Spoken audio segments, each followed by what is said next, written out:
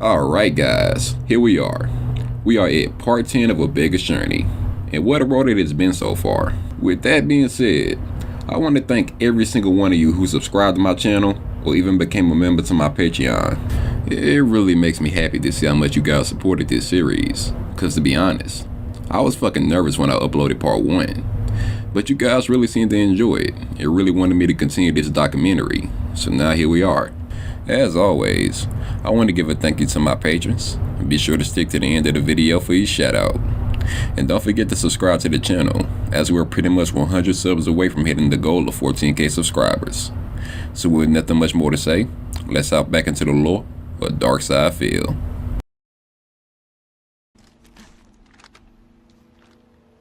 Contact. This way. Need lead. Didn't want to do that. See, I wanted to throw a grenade and I can't get it to do this. This is so dumb. I don't like the controls. All I wanted to do was chuck a grenade, but it's like 4 inputs to throw a fucking grenade. This is really stupid. One sec. Whatever. It sucked. I was so angry. I could have gotten all of them with the grenades, but to do a grenade, you have to push a direction, then wait for the grenade to come out, then hold the trigger, because I went to just throw it. Oh, that's something different. That's your communication button, R1. So, DSP was starting to get into an up-and-coming battle royale shooter known as Apex Legends. This was a game he actually played with his fans, so hopefully someone could carry his lazy ass to a dub. His gameplay isn't the main focus though. It's what happened when Phil uploaded the footage of his scream to YouTube. I'm sure all of you are familiar with YouTube's content ID system. If you have any form of copyrighted music playing in your videos, then the video gets claimed by whatever publisher made the music, and the profit from your video goes to them. And that's exactly what happened when DSP uploaded his Apex Legends footage to YouTube. And we all know, you hurt DSP the most when you fuck with one of his main revenue sources. So it didn't take long for his bitch ass to hop on Twitter and start complaining. Warning, the brainless idiots at EA have loaded the 30-second clip of music when you jump from the plane in Apex Legends into YouTube's content ID system, and all of my vids are now getting claimed. Yes, EA is actually this stupid and greedy, so disable music in the game. That tweet garnered the attention of the composer for the game, and he responded with this tweet. Actually, no, they didn't, and no they aren't, and it's being rectified. It was automation, a knock-on effect of releasing the soundtrack album to all digital platforms. We're working on it, not intended behavior. Sincerely, the brainless idiot that wrote the music. Appreciate you clarifying, but sadly, YouTube's content ID system doesn't work, and never has. Automatically loading video game soundtracks because they're now on iTunes, quite frankly, should have never happened. Period. For the record, I like the soundtrack, and you aren't brainless. As you can see, Phil's attitude sure did change pretty quickly when someone of importance saw what he was posting. But knowing Phil's ego, he doesn't like being made a fool of. So his tune about the subject shifted once again when someone brought this up on screen. Hey on, Ben Tatership shoot again. I said, Phil, what's up with EA putting copyright music on all their games? EA greed is disgusting. Why are they fucking over content creators that earn the money? Because they're greedy assholes. And they're dumb fuck, moron, brainless idiot twits. There you go, there's your answer. Timbo says the writer of the music in Apex responded to your tweet and said, EA has nothing to do with copyright. It was a mistake. I think an apology is needed. It doesn't...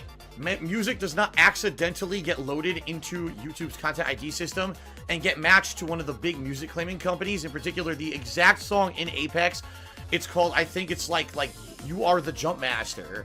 That's the name of the song. Got claimed by the Orchard Music, which is the third-party music claiming company that was hired by EA. I don't care what the composer of the music said. EA claimed the music on my video, period. So no matter how much fucking damage control they try, it doesn't work. The video got fucking claimed, and EA needs to stop that shit.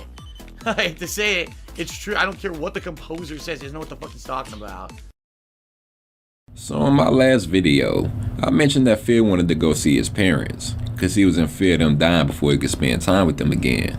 He also stated that they wanted to meet his new girlfriend Kay, cause she's just bursting with personality. I really love it here, and I love being with Phil, and I'm just really excited for all the things that we're going to be able to do in the future. So somewhere around April of 2019, Phil takes a trip back to Connecticut to go see his parents. Keep in mind that Phil stated that they were going to pay for the traveling fees, since he was still trying to pay off his supposed back taxes. I shouldn't forget to mention that before this, he He was doing multiple marathons, raising thousands of dollars from the wheelchairs who was believing his bullshit.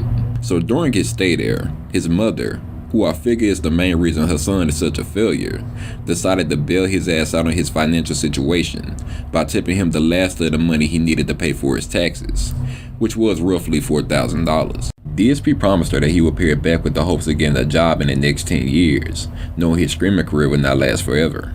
And basically I told her about everything that's been going on here over the last few weeks, how I'd been doing multiple marathon streams, how much money I had raised, and based off of what my tax guy had told me, here's what's left. And then, by the way, the tax guy is going to bill me this much for doing my taxes. He's going to bill me this much to try to get me on the payment plan. I basically gave her all the financials of everything. All right? And, you know, sitting there having this honest conversation, my mom said, well, here's the deal.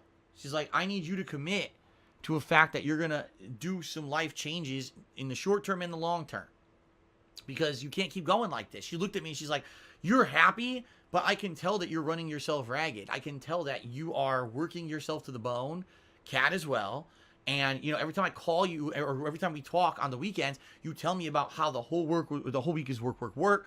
You never tell me that you get to spend time with Kat because you don't, right? And this is not the life that you're going to be able to live for your whole life. She's like, what are you going to do, you know, when you're 50, 60 years old?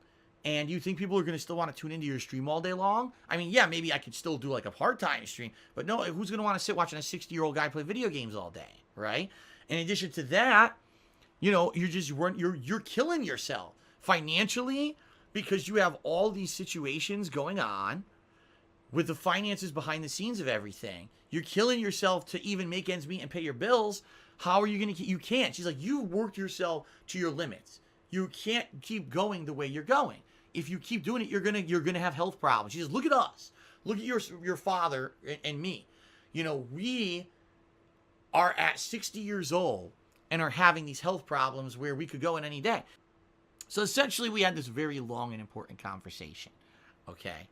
And where it ended up was a few things. The first is I realized, guys, I can't do this forever. I know that. And by the way, don't worry. It doesn't mean I'm quitting doing this anytime soon. I love it. But I know realistically, how long can I do this? I can't do this forever. She has a point. What could I do? Maybe another 10 years? Top 15 tops? Would people care when I'm 50 years old playing fucking video games? You know what I mean? And not to say that I couldn't try to diversify and do other things with my streaming. But I certainly don't think that it's going to be something people are going to want to tune into when I'm an older dude. You know, this is a younger generation. You know, they're not going to want to see me doing that stuff when I'm older. So in reality, what she's basically saying is that I need to not quit what I do, but I do in the long term need to figure out what else am I going to do. And she's right. I agree with her after thinking about it. Being completely honest with everyone. What I need to kind of do is get myself to a financial situation where I don't have to work all day on stream. Maybe where I can do like, all right, my finances are in a situation where now I don't owe so much that I have to literally make a ridiculous amount of money to pay the minimum payments on everything. And so that way I can stream less and I can maybe go get a job that's an entry-level job that pays less than what I make streaming, but it won't matter because I won't owe all this debt to everyone and I won't need to make that much money anymore. Okay? So after this long, I mean, this was hours. This conversation was hours. All right? After this long conversation with my parents, finally, basically my mom said, well, since you can't go on the honeymoon, you know, how much do you need to get on this payment plan for these taxes and basically not get completely screwed over? I told her, she gave me the money. So essentially, the reason that right now I'm going to be able to get on a payment plan is because you guys supported the shit out of me for the past month with these marathons, combined with the money that my mom was able to afford. Now, here's the thing. Here's the thing. This money came with conditions. She says, your dad and I are old. We can't work anymore. She said, we got to retire. This is it. You know, we can't do anything else. We can't help you if this happens again. So you have to commit to doing what you're saying you're going to do, because if you don't, we have nothing else. This is it. This is the end of it, you know. This is the end all be all. So the situation is she gave me enough money to qualify. You know, My mom talked a lot of sense into me. I agree with her. And it's just something that eventually, inevitably, what I'm hoping to happen here is let's say within 10 years, it has to be a 10-year transition. My credit gets ruined, but because I'm not paying the crazy credit card payments anymore. I'm not paying for this black hole condo in Connecticut. That money goes towards taxes and pays my basic bills. And now things finally start to go down to the point where, let's say in 10 years, now I don't have to do full-time streaming anymore, and I could go look for a job, and I could balance that with the streaming until eventually we phase out and I'm in a position where I'm healthy and I'm not overworking myself. That's the plan. But that wasn't the only thing to talk about regarding this trip, because what happens next will play a major part in DSP lore. Phil just posted on Twitter that he and Kat got married. I don't believe you. I'm sorry, that's so fucking ridiculous. There's no fucking way. Bruh, it's real? Hang on. I'm either getting clowned really fucking hard. I fucking called it. You gotta be fucking kidding me. I fucking called it. I called it that this fucking trip was gonna be money to buy a ring and a honeymoon. Surprise, we got married. It was a tiny ceremony and my suit is 10 years old, but we are so happy. He went back to Connecticut to get a suit. Passed through. Wait, DSP got will, traveled nearly unseen. He just posted he got married? And had Yo, he memed us the fuck out. The skeleton. Oh, that's king fucked up, dude. Watched from afar in Oh, YouTube chat is gonna love that. Passed through the young child. And I gotta go stopped through so much effort. Oh no, I'm tripping. with a I single already got his word. Twitter open. The great Was that why he had the question mark tweet? Because he was asking shade Kat to into marry a him? million dark splinters that Surprise, we got dissipated married. It was a tiny ceremony and my suit is 10 years old, but we are so happy. Full story coming this weekend. as the great Wow. one fell I guess to it's his knees, him lying to his weeping viewers. over the body Oh, of his she young really- grandson. The I can't even skeleton say what I think king she looked was like on this very, website. very DSP has found him a woman, and he's netted her up. He tied that bitch up. She ain't going nowhere. Well, I don't know how he did it. Maybe he had a tranquilizing gun we didn't know about. But DSP is married. First night home as a married man. Life is good. That's from the 13th. That's wait a minute. That's 1 a.m. this morning. First night home as a married man. Life is good. Ooh. DSP has a wife. DSP is married. Which probably means he's had sex. Which is a frightening fucking thought, to be honest with you. Posted on his on his Instagram. First night home as a married man. Life is good. There's a picture of the ring. You couldn't even tell he got that out of a vending machine. Doesn't even look plastic. It's very lifelike. Almost looks like it's real metal. Yeah, Phil got married to his soulmate and decided to share this information with his Twitter and Instagram followers. The backlash he got from this was absolutely incredible and very well deserved. This nigga stayed up all night arguing with trolls and some of his own fans who rightfully feel like they got scammed. Here they were, donating to this fat motherfucker thinking he was gonna use this money to get out of his current financial struggles. Instead, he uses it to pay for a fucking wedding, to get married to a horse lady who cheated on her ex-boyfriend to be with him. The fact that anyone would still support this nigga after that move is beyond me. He purposely kept the fact that he was planning on getting married away from his fans, cause he knew of the backlash he was gonna receive if he did so. So he lied about needing to go see his parents, and used their possible death as a scapegoat. So when he was called out on Twitter by multiple people, he already had the excuses ready to go. Kat and I are incredibly grateful for all of your congratulations so far. At the same time, we've been laughing at all of the ignorant comments from morons as well. You can't help stupid, but it does give us quite a chuckle that people are that dumb. I want to respond to the idiots insulting me and saying I'm a scammer right now, but it's our wedding night, so Kat is the voice of reason here. Rest assured, outside of hiding the marriage plans for safety, I didn't lie about anything, and all would be explained on Sunday's podcast. You know, even if you come out Sunday and lie again, and say your parents paid for the wedding and trip, that begs the question as to why they couldn't pay for your taxes. You'll find out on Sunday, but it won't matter, because like the rest of the brainless, you've already decided to not believe me. But you'll tune into your favorite detractor regardless, Because that's what sheep do. Follow their cult leaders. It sucks. I'm going to be very honest with all of you. It fucking sucks. Okay? That I had to hide this. I didn't want to hide this. This would have been something amazing and positive that all along the time that I was doing it, I could have been sharing the planning stages. I could have been sharing all this positive information with all of you. Okay? And I couldn't, because I knew that if I did, that immediately you'd have assholes trying to ruin it, people fucking trolling my family, trying to ruin the ceremony, and I knew I couldn't have that. For the safety of everyone and everything, I had to lie. And it sucks because I don't like doing that. I pride myself over 10 years that I've been doing this. I've been upfront with most of you, on everything possible. And this was a situation where I knew I had to hide it. And you see someone like Jake Likes Cats, or Like Cats, Jake, or Like Jake Cats, or whatever the fuck his name is, saying, well, you shouldn't have hit it because now you see it makes you look worse. Dude, do you really think, in the scheme of things, it's more important for me to eat some shit for a few days, come back and do a podcast, and like I said, my loyal viewers and followers who trust me anyway are going to believe me anyway, and so it does, things are going to continue as business as usual. Or do you think it would, having the whole ceremony ruined, having everyone trolled who was involved with the ceremony all fucking week, probably have assholes calling in pranks and swatting and shit, do you really think that that's worth it? No.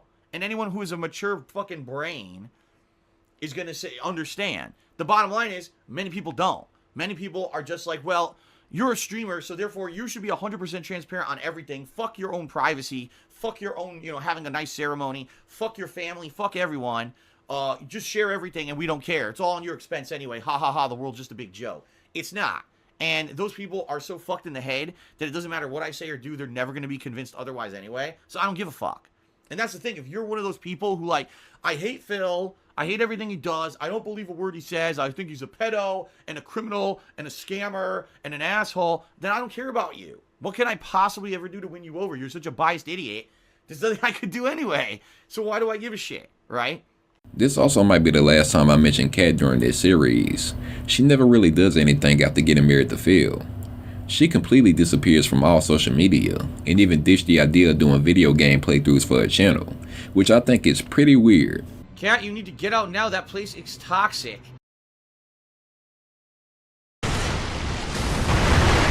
He ignored them! He ignored the firecrackers! Just kill me. He completely ignored the firecrackers as if I didn't do them. That's the other thing. If you're going to have a boss with a weakness, the weakness needs to work every time you do it. I don't care if the boss is in an attack animation. I don't care if the boss gets a fucking text or a cell phone call in the middle of the boss fight. If I hit you with the fucking firecrackers in the face, you should be stunned.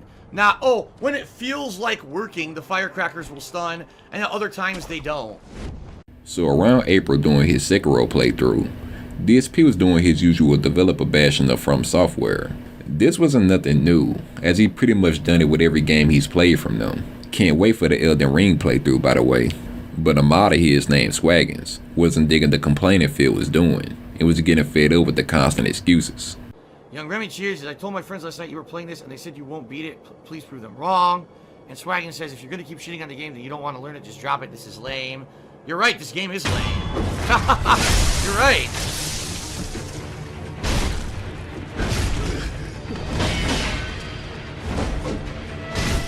You read my mind, Swaggins. You actually did.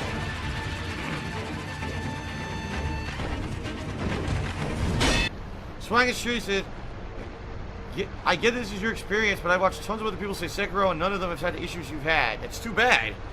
That's too bad that people are, I'm sorry, are just butt kissers. Because that's exactly what it is. They're butt kissers. They love From Software games. They know From Software games are hype. And they overly exaggerate the quality of the game. Do I like this game? Yes. Am I madly in love with it? No. And the fact that there's issues, I'm going to call out said issues. I'm not going to ignore the issues. This game absolutely has issues. Like I said, it's good for a first version of the game. I would expect Sekiro 2 and 3 are going to be much better games. But I have a lot of issues with the camera, with clipping, with a lot of things that are going on in the game, and I'm going to call them out. I'm not going to ignore them. Swaggins, I'm not even gonna read what you're saying anymore. Because now you're saying it's user error. It's user error that the camera is stuck on the wall still to this day. The same issue I've had in Dark Souls, Bloodborne. It's the same issue. It still happens. And you're telling me that's user error, the camera gets stuck on a wall. Stop being a fucking fanboy. I mean it. You are a rampant fanboy of From Software, and you gotta fucking stop, dude. You've got to stop. You gotta start fucking being a normal person and stop kissing ass, dude. But for you to say that issues that I'm legitimately seeing right here on my fucking screen are not valid issues because you're a fanboy of From Software or you didn't personally experience them is your own problem, and you need to seriously mature up and say, okay, maybe I didn't see it, but I'm watching Phil play. Yeah, his camera literally got stuck on a wall multiple times during the playthrough. That's frustrating. That happened to him in Dark Souls and Bloodborne 2. Why is it still happening? Instead of, oh, it's just you. Get good, get good. Get the fuck out of here. You stop being a drone. Stop being a fucking sheep. Can I please tell the chat Swaggins isn't banned? Swaggins is not banned. Swaggins is probably currently angry because I don't love Sekiro and I criticize it constantly. And he was literally telling me on stream the other day that the game has no flaws, to which I told him, you are wrong. There's definitely flaws. I've recorded them and broadcast them. And he got really angry about that because he's such a fan of the games and fan of From Software stuff. And I think that he's purposely staying away, at least from the Sekiro streams, temporarily, because he's so angry that I would call him out on a stream like that, even though it was just being honest. Oh well. After basically fighting with Phil over his issues with Sekiro, Swaggin sent a message after the stream, pretty much stating that he's done mining for DSP and would disappear from his community forever. He later went on to Twitter and showed Phil's messages and scream after the whole ordeal went down. I'm at a time in my life where I don't have to deal with it. Swaggin shit is just that. Dumb kitty shit.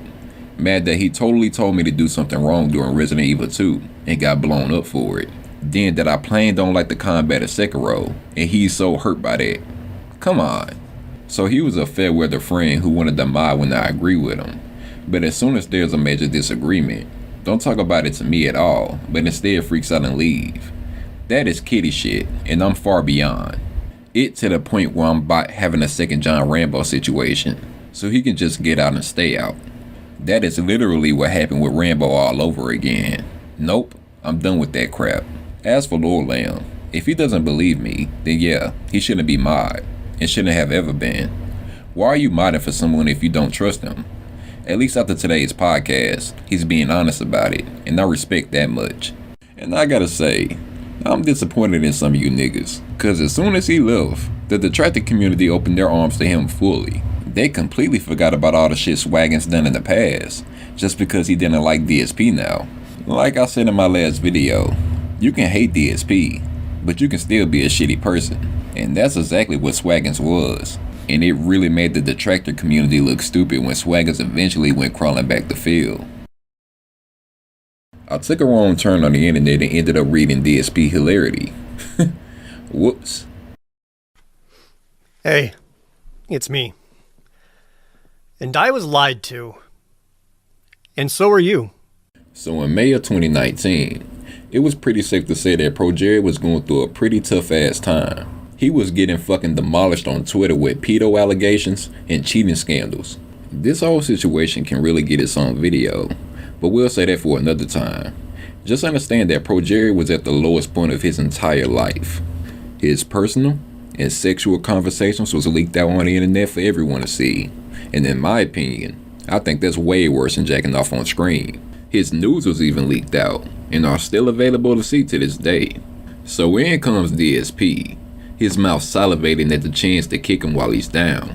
He sent out this tweet that gained massive amounts of attention and quickly became his most popular tweet ever. Took a day off from the entire internet, but Pro Jerry hilarity was at the top of everyone's Twitter feed. Whoops. And you might ask yourself, why is DSP getting into this? What type of beef does he have with Pro Jerry to warrant this response? And to answer that question, it boils down to being petty. That tweet I read earlier from Pro Jerry was the main reason DSP wanted to get back at him. You know, this guy did this over 3 years ago. And I just read the tweet that he put out there. And for him, alright, this tweet to him was kind of like, oh, let's just make fun of someone who's already beaten down. I know this guy's way below me in popularity, but, you know, let's just kick down and piss down even further on the people under me just for a cheap laugh, you know. Basically, a really nasty, malicious thing to do just to get cheap popularity out of your audience. It was completely irresponsible what this guy fucking did. So, if anything, you know, just this is evidence that this guy was a scumbag to begin with. Back, you know, years ago, before any of this new stuff came to public light, that this guy was basically an asshole. Okay? Now, at the time, I said nothing. Because the bottom line is, like I said, on a daily basis, this happens to me probably dozens of times. Content creators will bring me up and make me the butt of their jokes and just say nasty shit about me. And I'm just like, well, let it roll. You know, if I just sat here and I addressed every negative thing every content creator said about me, I would never actually put out any content. So that being said, this person shows me this tweet, and I'm like, man, so behind the scenes, this guy was a complete scumbag, right? All these horrible things that are coming out that this guy had actually done. And this guy had the fucking audacity. He was so fucking full of himself. Being at the top of the world, having 1 million YouTube subs, making tons of money hand over fist on his fucking YouTube channels. And this motherfucker went out of his way to piss on me. I said, guess what? I think it's finally time that DSP bites back a little bit. So I took his tweet, and I directly quoted it, and basically copied what he said, almost word for word, and basically said, you know, his tweet, actually, you know what, I should read it, so you guys understand what I'm talking about, because you guys might not understand what I'm talking about. So after I did that, people were contacting me and saying, oh my god, like, did you actually wait 3 years to strike back at this guy? And in reality, no. In reality, I had forgotten completely about it. Like I said, this is a commonplace thing for me. But someone had tweeted me this and said, are you aware that this guy actually insulted you directly 3 years ago? I was like, no. Well, you know what? Fuck it. All right, so I did that. Okay. And I put out that tweet, and people really seemed to like it. They're like, wow, this is funny. You know, it's funny that you're even getting on this, right? So I said, all right, you know what? This is the time and place to do this. Because I've been biding my time. I seriously, ladies and gentlemen, have been biding my fucking time for years. So I decided to make a new post. The post goes as follows. Pro tip for content creators. If you've done something worse than this, whether it's public or not yet, quit. And you were saying, what? Well, worse than what? I put the picture of my incident from 3 years ago. My embarrassing moment. I put it on the tweet. I said, because I'm still here, and you won't be. And good luck living with that. So I put that post up, and as of now, it's got 11,100 likes, over 3,000 retweets. Pretty major content creators like Boogie, as well as many others. It's not just him, but many other content creators saw this and not only liked it, but retweeted it. Boogie actually said it's officially his favorite tweet ever. And because this one tweet was getting some decent amount of traction, it fueled Phil's already inflated ego even more. So he followed up with even more tweets dunking on Pro Jared, trying to clout chase as much as possible in the hopes he would have another viral tweet. My previous tweet today had nothing whatsoever to do with any particular content creators in general, and anyone saying otherwise is wrong. Another pro tip for content creators. Pro Jared was just the tip of the iceberg. So many big shots have punched down at me over the years. It's now time for your comeuppance. Can't wait to hear about what you've all been up to. It will be oh so sweet. See you soon. For some reason, I think my screams this weekend may be extra interesting. Gee, I wonder why. What now? Daniel, I can't believe you cheated. What? I can't believe someone would possibly cheat. What kind of a person would cheat? I mean, you'd have to be the lowest human form of existence to be a cheater, a dirty, rotten cheater. What do you mean? Come on. Don't break down. You're showing off in front of Finn. His further tweets proved that he really didn't give a fuck about why people were mad at Pro Jared. He just saw a shot of revenge and took it. He also looked at Pro Jared's downfall as a way to make profit on screen. To all of my new Twitter followers, welcome. I've noticed some of you have subbed to my YouTube channel, but it's my daily Twitch streams that are my main focus. So please head over there and follow/check them out. Thanks. What is up, ladies and gentlemen? Phil Burnell, aka DarkSydePhil here. And I'm doing something very special tonight, something that was completely unplanned, something that's off the cuff, on the fly.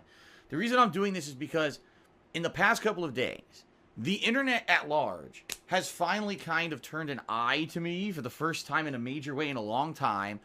in an actual positive light. Now, this video and stream is not going to be about that. All right? I'm not going to be talking about how this other guy, this other content creator completely screwed up his life by doing messed up stuff. And basically, I had two pretty epic looking tweets that, yes, one of them was directly to him and one wasn't. It was more indirect, but two epic tweets that kind of went crazy on Twitter. One of which has like 6,000 likes. One has like over 17,000 likes. And major content creators, including guys like Hee Productions and PewDiePie, amongst others, have been like referencing me. Boogie said that it was his favorite tweet ever. This is the first time in years that anyone has really come out and said anything positive about me, because sadly, as you guys and gals know if you are longtime fans of mine, there's a lot of bullshit and slander and all kinds of crap about me all over the internet. The mess with Pro Jerry doesn't stop there, because on May 11th, Phil thought it would be a good idea to make a debunk scream of all of the so-called slander he's been put through all these years. This nigga believed that just because he had one good tweet, that the whole internet just changed their minds about him and they love him now. The whole screen consists of him bringing up various scandals he's been a part of and debunked them by just saying it didn't happen. That was basically the whole 2-hour scream summarized. And the more I think about it, the more this proves how much of a fucking moron Phil is. Even if that tweet brought in new viewers to your screen, why would you inform them of all of the bad shit you've done in the past? That just doesn't make sense. Not to mention the fact that everything he debunked could be easily found online and discredit him. In June of 2019, a female Twitch streamer known as BadBunny entered DSP's chat. Why the hell would BadBunny show up to DSP's chat? I have no idea. Remember, this is the same bitch that let fucking Destiny hit. Anyway, a former furry moderator by the name of Anonymouse didn't take to well to BadBunny's presence. Now, I want to get this understood before we get deeper into this story. I fucking despise BadBunny. She's a horrible person, a vegan by the way, and lacks morals just as much as DSP. Hell, she can get her own in-depth story if you guys really want it. So please, don't think I'm trying to defend this bitch, cause I can truly care less about her getting her feelings hurt by a furry. Now, in all fairness, I do believe Anonymouse is being a bit of a bitch, cause as soon as she showed up, he started shit-talking her with these messages.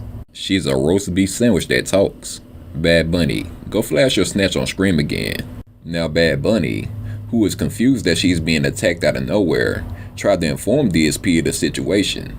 But Phil being Phil, he can't put the controller down for 5 seconds to read what's going on in chat, instead choosing to ignore the situation completely. BadBunny later went on to get banned out of Phil's chat by DSP himself. She then started her own scream about the situation, and another fuckboy mod for Phil named Moderate's God defended Anani, claiming he didn't say that stuff when he clearly did. He was also a moderator for BadBunny, which is certified proof that nigga is a total virgin. He lost his mod status after going back and forth with her. The upper level contains the grill chamber and conference room. Access to that level is restricted because the BJ himself resides there. Beggar, what's Regis Sid like?